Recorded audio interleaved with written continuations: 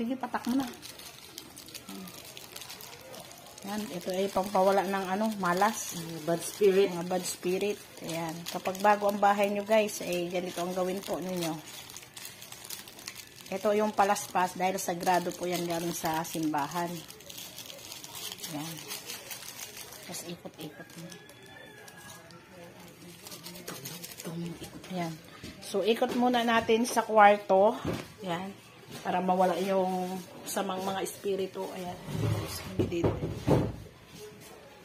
Ayan. Iikot natin sa 4 na sulok. Ayan. So, ang gamit po natin dyan ay insinso, kamangyan, at saka yung palaspas. Ayan. I-close po natin yung para makulog yung usok. Ayan. So, kapag na-absorb na yung kwarto ng usok, ayan.